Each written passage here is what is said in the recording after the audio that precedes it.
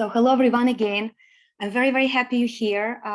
The subject is very dear to my heart, financial independence. I've been in real estate for last 8 years.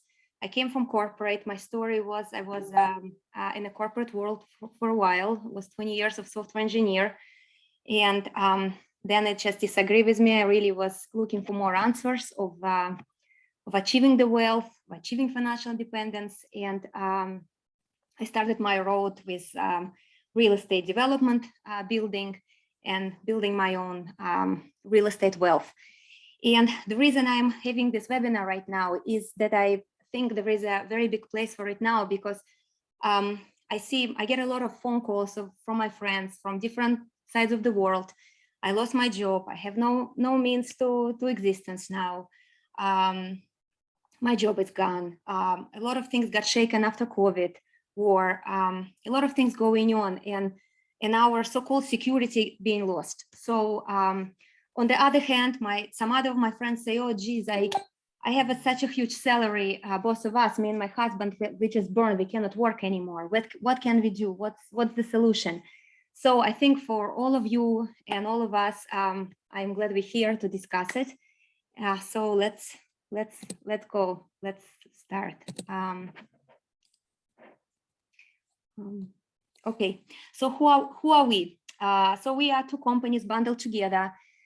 My company is Sunrise Real Estate Investment and Brokerage. I'm a real estate developer in Boston. Been there for a while. I've been an investor in Boston for 15 years, having investment properties. I am finance independence planner, helping my friends to achieve that. I have a specialty in Airbnb and monthly rentals. I am a real estate broker, and I just recently opened my brokerage with a specialty with the cash flow investment properties. And we run short-term investment programs for investors to participate in our projects. So I will elaborate on all of it. Please stay if you can. It's a little bit long, I know, but it's a lot of information. So I promise all things gonna come together at the end. So our second company is Ligi Construction. This is my partner, who is a real estate developer with me, but also he's a commissioner in local town. He's a general contractor. He helps with permitting and code compliance, all type of inspections. So we really have all bundled here with us, which gives us very much a broad understanding of everything that's going on. So I will start from, I think, very necessary part, investor mindset. I was learning it myself, and I recently did MBA to propel my business, but I just stumbled upon this book a couple months ago, and I strongly suggest to everyone to read it and to read it in detail, because these two dudes, Mike Sami and Roger Dawson, are brilliant investors, brilliant authors, and they really explain the mindset necessary for the investment, because without it, we really cannot achieve the goal that we're setting. And if your goal is, as mine, financial independence, we really need to have this mindset in place. And I wish I knew it like 15 years ago, really. So that's why I'm bringing it to you. I will go and recap this book to do like a short recap of their ideas, their concepts. And I think they're really necessary to go through. So buckle up for that. Let's go through them before we dive into real estate. And then I'll show you all real examples of the numbers and how you can earn more money with your money or without. So, so basically, the way they explain how the lifestyle of success progression happens. So in our learning years, when we are young, our income, and this is the right column for this is from the work that we work for, is the most of our income, and our investment income, that's the income we do not work directly, is very low. But as you can see, as our earning years, which is for most of us now, progressing, we should be having still the same earning income from our jobs, but while our investment income is growing. So when we get to our earning years, so different time for different people, some close to retirement, some earlier, we preserve our lifestyle, but investment income, which keep us on the same lifestyle that that previously our work paychecks. So what is it, financial independence? Financial independence means creating an ongoing stream of income that is enough to maintain your lifestyle without having to work.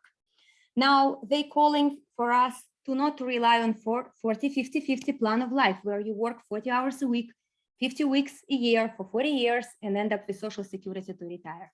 And 401k for some of us, which is nearly not enough because we plan to live long, right? So now functional retirement or financial independence doesn't mean you quit working. You may in fact work with more passion and vigor than ever before. It means you can do what you want to do rather what someone else wants you to do.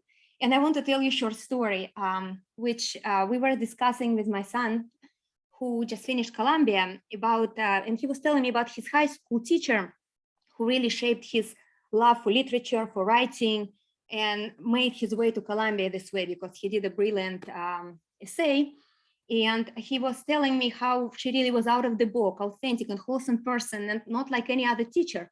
But then he mentioned, you know what, but when she moved from United Kingdom, from England, she really did some business with the baby food, and she became very wealthy. So she worked really because she loved and not because she needed to work. And it was for me like bingo. This is financial independence, when she could really do her calling, and she wasn't afraid she would be kicked out of the job. She could be out of the box. She could speak up. She could bring so much for high school children because she had a secure income and she really wasn't afraid to go with her own way of teaching and opinion.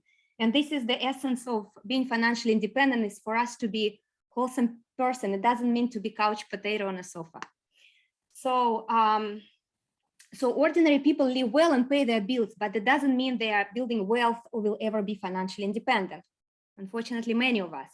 You may think you want to be a millionaire, but being worth $1 million is far less important than the income $1 million can generate. So we can have $1 million house, which make us millionaire, but not really, because we don't have that income. With that in mind, let us define wealth as income stream for which you don't have to work. Wealth is not what you own or size of your salary. Wealth is passive income stream that can ensure your standard of living. So they teach us, these two brilliant authors, they teach us, don't think, what must I do to become rich? Instead, think, what am I doing wrong that's keeping me from already being rich in this wealthiest country that the world has ever known? So they say, if you're not financially successful in this country, you are doing something substantially wrong. And the first step to change your future is to change your way you think. So you start building your life by starting at the end, what you want to become, and figure out what it will take you to get where you want to go. And they give example that one of the authors at their times defined that he wants to be millionaire by age of 30. But then he calculated his salary, and he calculated that with current salary, it will take him 200 years to reach his million. So he said, oh, I'm doing something wrong. So he had to scratch that and find creative ways to achieve his goal, and which is for all of us. So they suggest that we commit to 3 Ds of success: desire, dedication, and discipline. So we come from the desire to be financial independent. We dedicate our time and effort to that. And most important, we stay in a discipline to doing it consistently. So luck, so-called luck, is the word that we use to describe coming together of preparation and opportunity. It's not a lottery, it's not coming by itself. And we are today because of the decision we made in the past. So our future will consist of the decision we make today going forward. So then they talked about very interesting subject of the debt. So debt could be good and bad. So meaning like that, not every debt is bad. So destructive debt is a debt to acquire items that consumed prior for being paid for, or that go down in value after acquisition without generating income. This goes our food, fuel, clothes, cars, boats, campers, motorcycles, etc. Constructive debt is created when you borrow money that you can invest in something that earns more income than the money cost to borrow. So this is our rental properties. This is the equity line that invested to purchase investment property. Various business loan. So let's say if you get your equity line right now for 6%, but you can generate income of 12 or 15%. Here is your wealth that being earned out of this. So we need to embrace more constructive debt, but fear destructive debt. So financial independence comes more from knowing how to manage your money than it does from learning how to earn more money. In planning for savings, provide the seed money you will need to acquire constructive debt on purchases like investment properties. Planning on purchases in advance help you avoid accumulating amounts of destructive consumer debt. So they really preach about saving as opposite of debt. So we should really keep in mind, always keep in mind, saving, and try not to succumb ourselves to debt too much, even though it's super difficult in our current country, because we really want it in our society. This is we're predisposed by advertisement, and this is our American reality. And this is why many of us is really 40-50-50 in living lifestyle of debt. So they say, think how much money can I make from the money I spent? Don't think how can I make the payments to pay for what I want. So view each event as an opportunity to think like an investor. How can I make more money from this? And they talk about deferred gratification, which is not familiar for many of us. So it's mean training yourself to think, I want it, but I don't need it. We live in a want it now society. So here have to be a little bit switch. So don't be tempted to skip, don't be tempted and skip all commercials and advertisement. I recently started to skip all the advertisement on the Facebook. I was really purchasing stuff in there. Don't make going to the mall your recreation activity. Climb a hill or go to the woods instead. Avoid expensive restaurants. A barbecue in the backyard with friends and family will give you as much enjoyment. Learn to walk through the stores and say to yourself, look at all the stuff in here that I don't need. Now, they teach separate investment money from savings for large purchases and have discipline to keep them separate. So your investment as a stream goes separately. Most people, that's interesting, most people spend enough money on finance charges to become millionaires over the lifetime. So let's look on DDD of success that they say in desire, dedication, and discipline. So in spite of all the gurus about all the secrets and positive thinking, being successful takes more than positive thinking. You need a plan as well. Ideas don't make us rich, implementing them does. Time is the same for everyone. What you do with it determines the kind of future you will have. Investing in your future means using some of your time and assets to make your future better, even if it reduces what you can do today. Develop the habit of regularly saving. Do it consistently. The effect of saving is greatly multiplied when you invest in rental properties because your tenant pay down the mortgages for you, and we're going to see it very soon. Saving and investing are essential to building wealth. The sooner you develop these habits, the quicker you will achieve financial independence. So, and most important, commitment. And this is where many people are lack. Once you commit to a project, stay with it. You may hear 1,000 excuses for why other people aren't successful, but if you stay committed and look for ways to make it work, you won't have to make excuses. Don't be discouraged if process is slow at first. The fact that you are making progress is more important than the amount of progress you are making. The two extremes of motivation are fear and desire. The closer you get to either extreme, the more intense the motivation becomes. Fear comes from outside, desire comes from inside of you. And unless you consistently reaching your goals, your desire is not strong enough. So don't let lack of commitment cause you to make excuses. There is no such a thing as an excuse. And commitment is really key to eliminate excuses. So the most important idea of this book and their philosophy and my philosophy, that ordinary people can achieve extraordinary success. We really don't need to be Donald Trump or Warren Buffett to reach financial independence and wealth in our life. So I finish with this part. Thank you for listening. I hope it's going to help when we go more into real estate. So now we're going to move to the real estate part of the our session, and let's talk about Boston market in general. Now this slide is from last year. This is not about recession, but somewhat applicable to right now. So home prices in Boston area are only going one direction up. It's always been like this. It's always be like this. The real strength of Boston housing market shows in a downside risk. There isn't much. If another recession hits of magnitude in economic downturn in 2007, which is not right now, not at all, SP predicts home prices in Boston area would still actually go up. Why? because Boston is one of the more stable markets in the country. We're really lucky to be here. It's a gem of the real estate. It has a broad scope of industries that are able to withstand economic events much better than many other markets. The Boston real estate market is extremely competitive because there aren't enough homes for sale to keep up with the demand. And I am, as a broker, buyer, seller, I see it enough. I'm looking for my project for a very long time. In addition to tech sector, pillars of Boston economy include financial services, education, healthcare, including biotech, pharma, hospital, insurance companies. Mix in a growing population of young professionals who are entering prime home buying age and flock of universities and medical institutions that are large employers and aren't likely to go anywhere, and Boston housing market is set in a good direction. So multi-family market in Boston is stable and magnificent and growing, always been. Millennials prefer Boston central areas, and tourism supports Airbnb industry, and I can attest personally to that. So now let's look what's different now in recession. So right now, due to increased interest, there is a larger inventory for condos and single families. It's actually buyer's market for those type of properties, and there is lots of opportunities, as we will see, with this type of properties for an investment. It's much easier to negotiate prices right now, not that much of competition. Multifamily market is stable and growing despite the recession. Because the people who buying multifamilies are seasoned investors and they understand the value of Boston real estate, and they don't really care about interest. They know they're going to refi it later. And like I'm looking for my 3-family for a while, and I still pretty difficult to find what I want. Midterm rental are extremely popular in Boston area. This is the tendency that became very popular right now, that people are coming for monthly rentals to furnished apartment.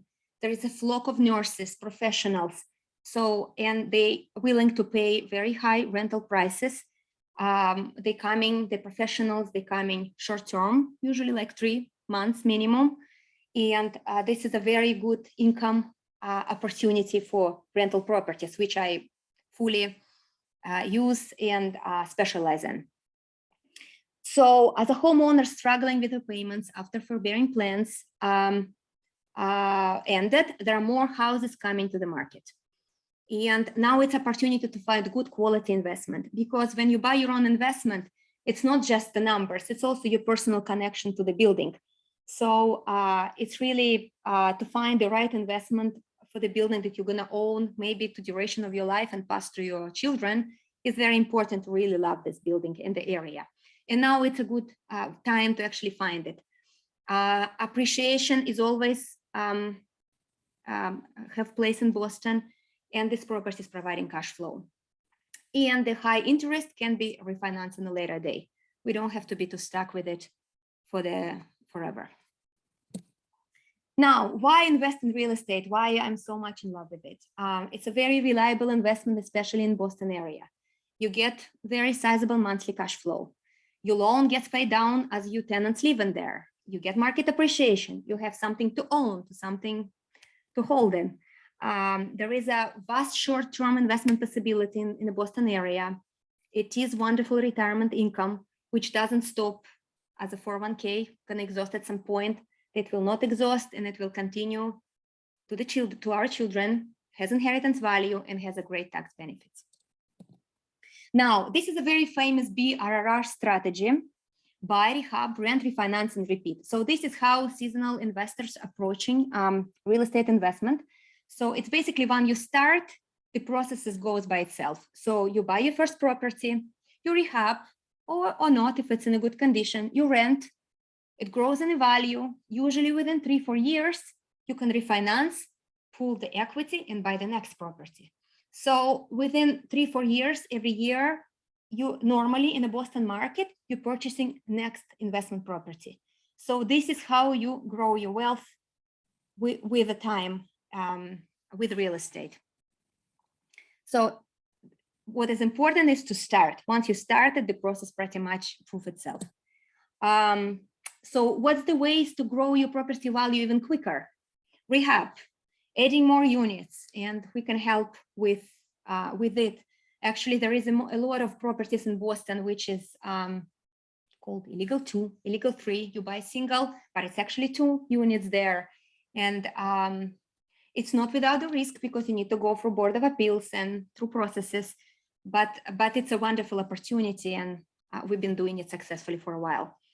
So you can rent by rooms, you can do short-term rental, you can do monthly rentals, you can do rooming house, you can add parking, and you can do accessory structures, which is my partner going to elaborate on it soon. It's a very nice new opportunity that some of the towns, because of the shortage of the housing, embracing now, that you could, in the areas when it's, let's say, only single family residence, and you have 2 apartments and you cannot really do 2 family, you could call the other unit accessory structure and have it rented separately, technically have a legal 2 family, but without converting to 2. So you bypass the single family zone.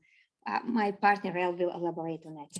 I will tell my favorite areas that we work in is Riviera, Everett, Chelsea, Boston, and Winthrop and Malden. Why? Because they're very close to Boston. They very popular by traveling professionals. It's very easy to rent them monthly for very high rent. And these areas here you can see them, all these metro lines. So from most of the areas you can go by train, which is very valuable. And these areas are growing tremendously. The development of this area in the last 5 years, FBI in Chelsea, Chelsea hotels, like really 10 years ago, there was one hotel in Chelsea and this was Hookers.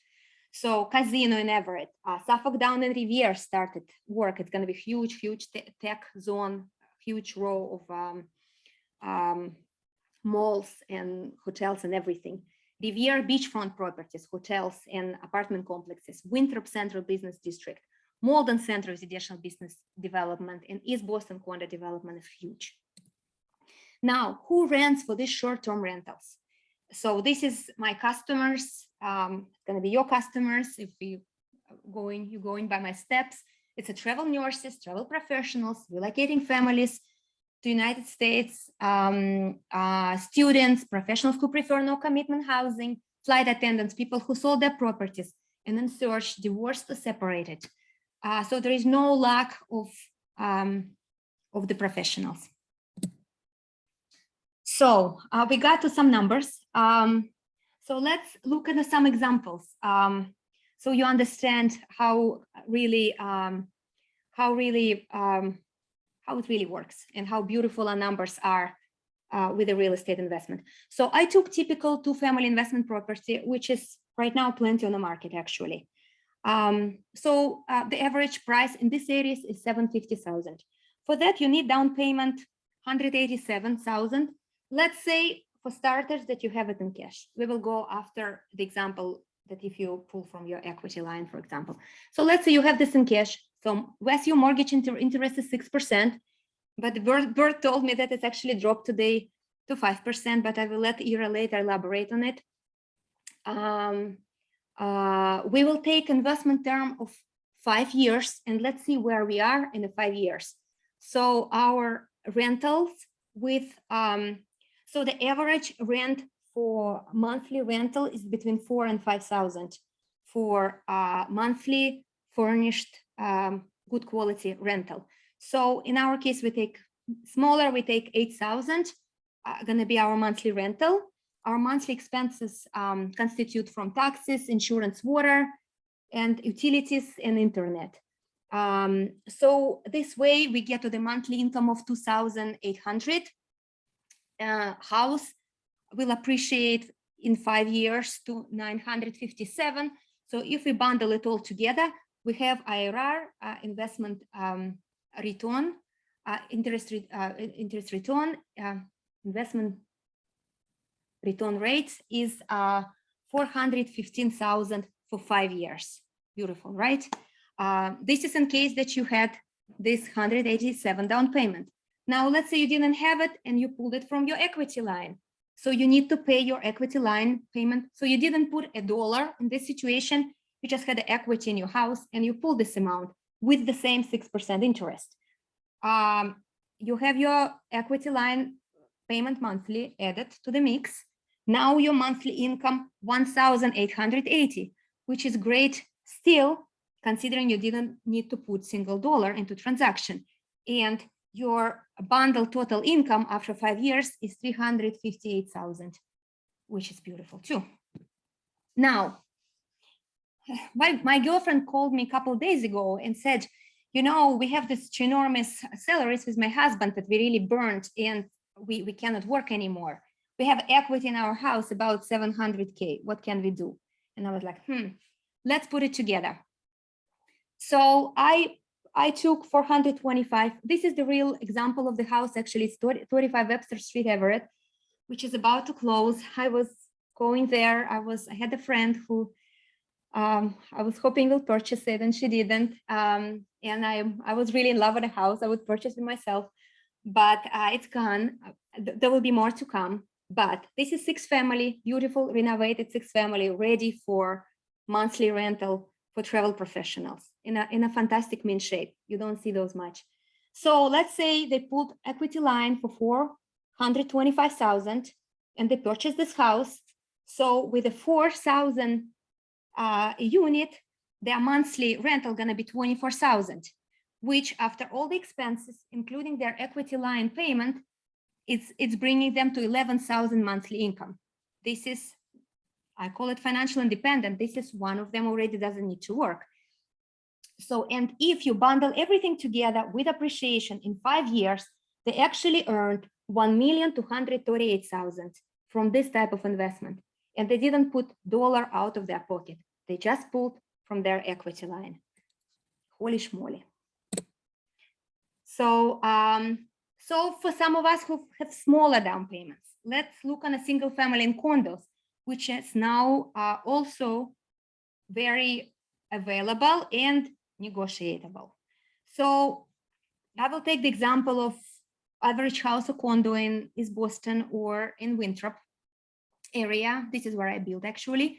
So for the building that cost 550 and with down payment, let's assume you have it, of 110,000, and since it's single family or condo, you can say that it's your owner occupant. I didn't say that, but percent could be actually 4%.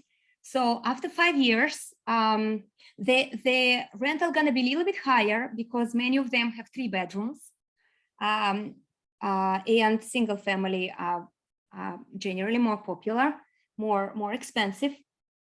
So the rental could be closer to 5,500. So after all of this, you're getting even higher IRR of 33% and your monthly income of 2,700, and your total bundled return for your 110,000 in 5 years is 356,000. So now let's look if you had to do the same exercise with pulling equity line. With the same numbers, we're getting to 2,154 monthly with 323,000 after 5 years of investment. Also very, very, very beautiful numbers. So let me show you, this is the examples of appreciation in Boston. This is my past investment projects. I will just walk you through. They were rented conventionally. There was no short-term rentals back then. But just so you have a sense of how real estate is nicely growing in Boston. So this is 2-family building. This is my first building that I purchased in 2009. My dad retired, sent me his investment, told me do something. I was reluctant at the time to deal with this at all. Hated the guts of this building. But then when I sold it after 7 years later, we had a profit of 385,000. I was me and 2 other investors. And we had a nicely paycheck for the duration of 2,000 a month. And this was just a standard rental property. Now, in 2015, we pulled 150K as equity out of there, and we purchased another building which we still own. This is a straightforward rental property. Was purchased at 630 in 2017. Now it's already grew to 950, so it's grew 300K. We get monthly income of 2,300 out of it, and And this is a standard normal investment in Boston without creative scenarios that I'm talking about of the monthly rentals and whatnot. So there is a simple and standard way to do it too. Even though I think short-term rentals, monthly rentals are much, much more productive and safer actually, because they always pay. Now, another example of one of the condos that I keep from my development. I purchased it for 75 3 years ago. It's grew obviously since then. So my mortgage with tax and insurance is 2,000, and I run it as Airbnb, and I get monthly rent from 2,500 in winter to 6,000 in summer. So this small little condo, just 600 square feet, 2 bedroom, 1 bath, bring beautiful, beautiful return. So what is the ways to fund investment property? How we can do that? So the easiest, if you have your equity line to pull it from existing house. Why is it a good idea? And some people are reluctant to do that, but you actually put this to your own another property. You don't put it into Bitcoin or something that could end up dangerous. You put it into real estate, which standing there doesn't go anywhere. So some of us have savings. We can buy it as owner occupant in FHA with 5% down and rent other units. We can buy it as a second residency. Again, with a low down payment, we can partner with other investors and bundle things together. We can borrow from parents' retirement funds, which I did. And we can take a private loan from friends and family and pay them interest. So common excuses of us of not to invest, and I hear just too much from my friends. I don't want a headache, sounds too complicated. I don't want to touch my house equity, this is all I have to my soul. I want to have my house paid off and live mortgage free. What if something happens to the building? I am saving money for college. What if renter doesn't pay? I don't know how to manage. I am tired from my work as it is. If anything, I want vacation property on the Cape. This is what I hear. This is all excuses. This is something we talked in the beginning. This is really preventing us to achieve the goals of achieving financial independence. So if we set this goal, we should really step up out of these excuses and look how we can achieve this goal. And on the other hand, we have a common wishes and complaints. I hate my job. I can't work on it anymore. I love my job and work a lot, but how long I will continue like this? I want to travel a lot. I want farm and horses. I hate to have bosses in my life. I'm stressed in my job. I want to live in Europe. I'm tired of being afraid of tomorrow. I'm horrified of being laid off and start job search all over. So both of them are really, that's what I hear a lot from my friends when I do my talking. And this is boils down to our investment first part that I presented to you, that really, as long as we have a goal, as long as we put financial independence and a passive income in front of us, we should really step up now, not to push it any later. Okay, I'll talk a little bit about our investment opportunities, what we have, just because we are a development company. We run our own short-term real estate investment programs. This is in case if you don't want to engage into real estate, which I still think you should, but they start from 1 year long. The interest compound annually. We give right now 12% interest yearly. It was higher, it was 15, but we've been cautious for the duration of the recession, and then we will bump it up again. This is our investor comes into partnership on each project with no liability, and the funds are secured under property or project. So a couple examples. If you have 200K and you put it for approximately 1 year, minus you get yearly interest of 24,000 minus long-term capital gain, you get 20,400, the income after tax. It's a nice couple of vacations a year that's not coming out of your pocket.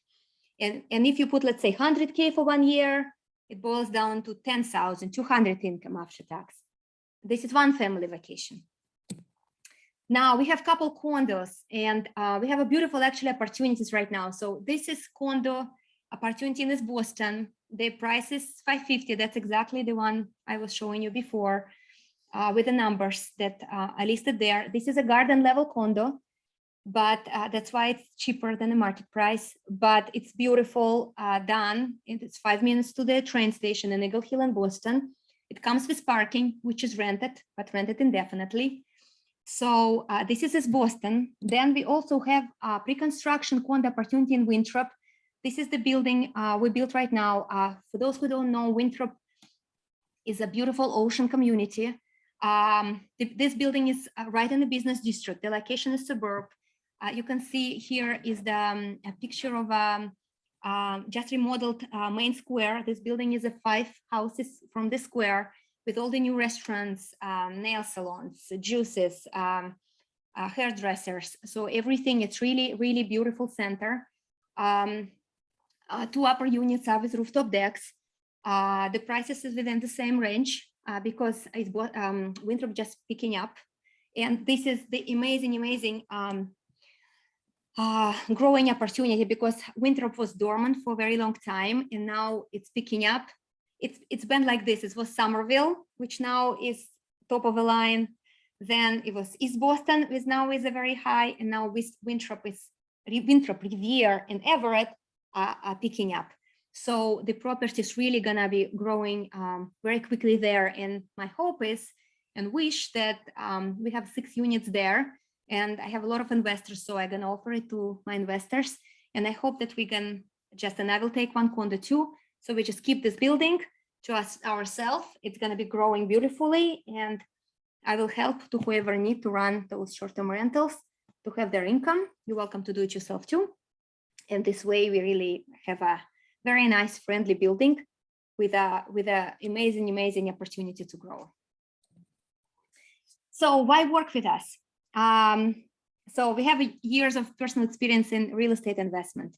I have lots of creative solutions to achieve financial independence for myself and for you. I invite you to grow your wealth together with me. It's a learning process for me too. I've been doing it for a while and I learn every day. I'm focusing, for those who know me, I've been running parties, huge theme parties for a very long time.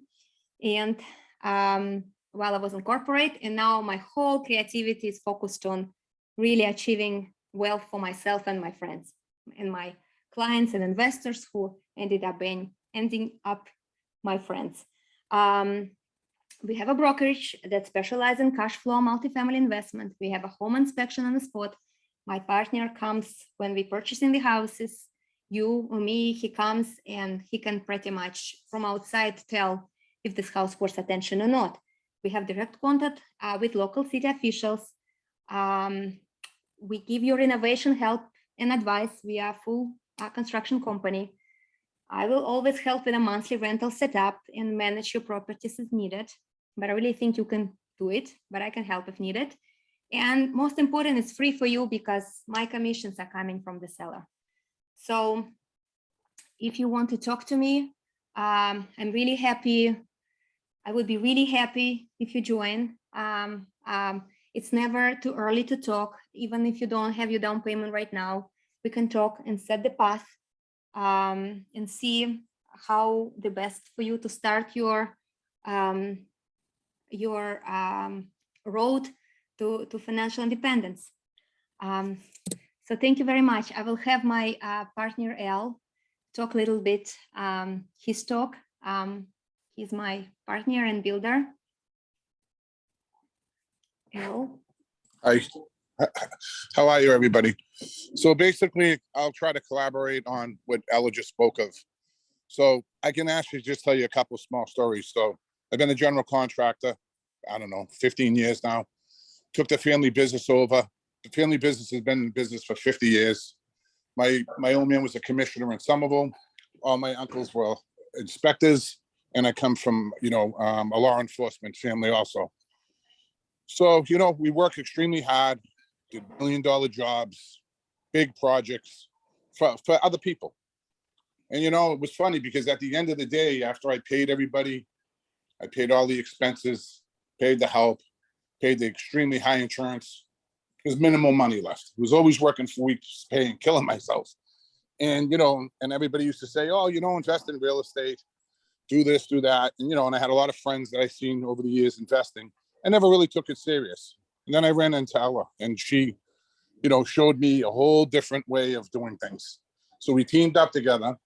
We bought property, we started fixing it, and we started selling it. We started realizing we're onto something here. I used my expertise as a commissioner in one of the towns, knowing the codes, knowing zoning, along with my skills as a builder and a general contractor. So when we put this package all together, I was like, wow, I'm actually going to make some money. So I'll tell you a short story. What ended up happening is we purchased a house in Revere on Endicott Ave. And what ended up happening was that I ended up purchasing the house.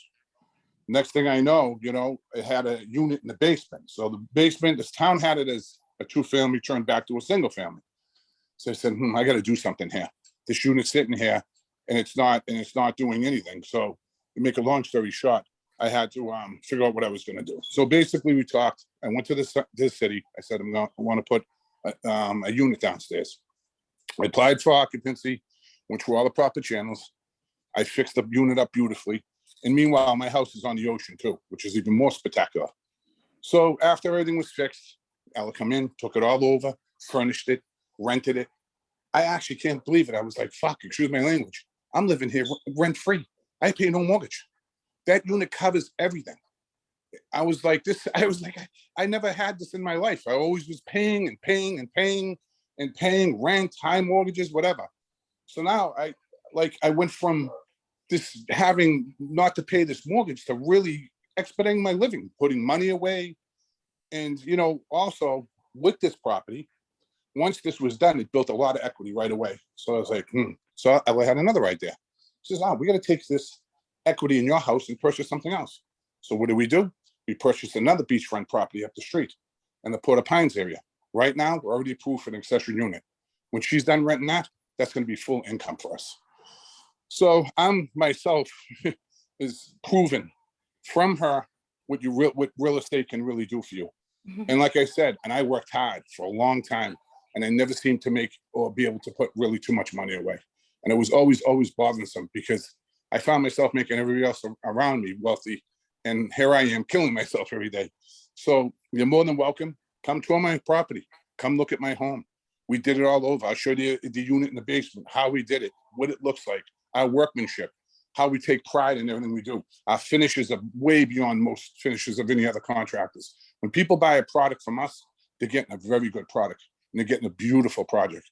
And also, I was a very good designer. She designs all our projects. She designs all our spaces. She really knows how to just bring everything together and color schemes. And just, even when she furnishes these units for an Airbnb or an ADU accessory, structure, it's like pitches, flowers. People come in and like, wow, what is this? You know what I mean? So, that's basically, in as much as I'm going to say. Also, I'm available to help you folks.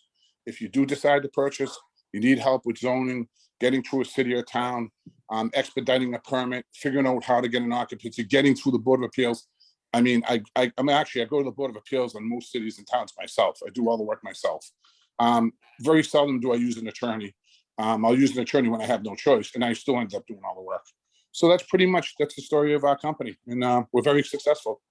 And I think we're going to just keep moving, and we're going to grow our wealth, and we're going to hopefully, be able to travel and just do all the things that we really want to do, and also pass this all on to our children. So that's it. That's all I have to say. Can you talk a little bit about accessory structures? Thank you. Yeah, accessory structures, ADUs, they're called ADUs. A lot of towns, Revere just adopted it. They just passed it. It's huge. It allows you to buy a single family home. A lot of the single family homes around the Beachmont area, Port Pines, West Revere, all have units in the basement or units in the attic. So what always happened is always considered an illegal apartment. Town would come after you, city would come after you. They'd figure out somebody was living there. They'd write you all kinds of citations. You'd have to rip it out sometimes or connect it to the unit above.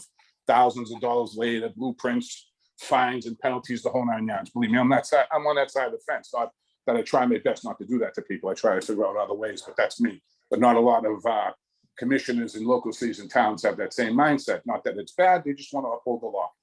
So with accessory dwelling unit gives you the right to take that unit.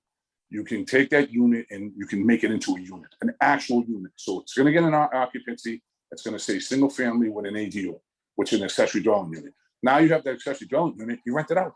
Here's your income. You turn an illegal unit into a legal unit. You do have to uphold the building code. You do have to have proper window sizes, proper ceiling height, hard white smoke detectors. In actually, the accessory dwelling units in Revere are mandated to 600 square feet to an all around gross floor area of 900 square feet, but you can get away with one means of egress, which is used because now you're not pounding out the side of the foundation. If you already have an egress there, it makes things a lot easier and a lot less expensive. So that's pretty much how the ADUs work. And I think every city and town, you know, as they know now, are in the process. Some have adopted, some are in the process of adopting. Each city and town could be a little different. Like they might have different square footage. They might have just different areas. But I know that for one thing I can tell you for sure, they will follow the building code. They have to. That's one thing that supersedes any city or town is the state building code. So that's another thing to look forward to. And also, don't be afraid to buy a single family. Go to the Board of Appeals for a 2-family. The only thing that I would suggest that I would watch out for is if you do try to purchase a single family and you try to go and get a 2-family, check the zoning, because sometimes there's moratoriums on certain areas in towns and We cities. will check say for that you them, can't do of it. course. Yeah, That's why exactly. we're there. So, That's why we're yeah, there. so Yeah. these are the things that, you know, pretty much. So that's it pretty much. Anything else, Ellie, you wanted me to cover? Thank you. No. Thank you. And I wanted Irina to speak about mortgage programs, but Sure. I'm not sure she's actually here. I was able to connect. Yeah, I lost my phone because I wasn't home. Thank you. But yes, I'm outside. Please let me know if you can hear me because I'm not sure about the connection. Yes. Okay, I guess the first thing why people are afraid to start buying now is the interest rates. And Ella have mentioned that they are going up, but funny enough, there is a very positive side to it. Yes, besides that, you can refinance sometimes down the road because you have higher interest rates. Banks have less business. If they have less business, they are more hungry for business, which means that they open up more programs that have been closed since the way of the mortgage crisis for some times now. So banks start getting back to those programs that were not on the table even last year. And if you scratch COVID, the past 2 years, their programs were not on the market for probably 7 to 8 years. And now they start coming back because like everybody else, bank needs to run the books and they need to have an income coming in. With less purchases and less refinances, those programs becoming more attractive for the banks themselves, and they pass on those to you. And they are more investment programs, and they programs with reduced documentation for some people who can't show all that much income. And also programs with a less down payment actually also become more available and attractive because banks are ready to do risky investments, which they haven't done before. And I guess I haven't introduced myself for those who don't know me. My name is Irene. I have been in a mortgage business, sounds scary, but 22 years this September. So I have been through few ups and downs in the market and have seen different things going on. Another thing that I wanted to mention briefly today in our conversation, Ella talked about condos, why those have become an interesting and attractive investments. As for myself, I usually prefer multifamily investments, and we have a few of multifamily investments, which we use in Massachusetts and in upstate New York. And I was not a fan of condos until recently. Who buying the condos usually? Usually that's the first time buyers. But the rate goes up, those people are out of the market, but which means that those more condos become available, and Ella offers a great opportunity for those condos, which is possible to buy now, which were impossible to get on the agreement earlier this year or sometimes last year. The other thing about condos is that the condo rules became stricter at November of last year due to some problems with the condo market itself. And since Ella offers the condos that went just through the construction, the problems that other units and buildings might have and might not be able to get financing, her properties are actually very attractive in the sense that she just had them renovated. She just ran off those engineering reports. She just ran all through the old condo docs and had them ready and freshly baked to be able to purchase with no problems from this point of view. Those probably were two major points that I was going to talk to. I don't know if there are any questions I can quickly answer for anyone, or maybe. And I can say that Irina was my mortgage broker for a long time. She's super creative. She's my go-to with all the questions and bugging her day and night. Can we do that? Can we do this? Can we? So she's really, unfortunately for her, available 24/7. She's Yes, amazing. right now I'm in the family camp, so sticking outside while my kid is performing inside. All right. Okay. Thank you so much. Okay. Any questions? Ella has my information, or some of you probably know me. So thank you, everyone. We are here for you. Very welcome to talk to us, any of us, and looking forward to help you with on your road to financial independence. Thank you very much. Thank you, Ella. Stop recording. Thank you, Ella. Thank you, guys. Thank you, Ella.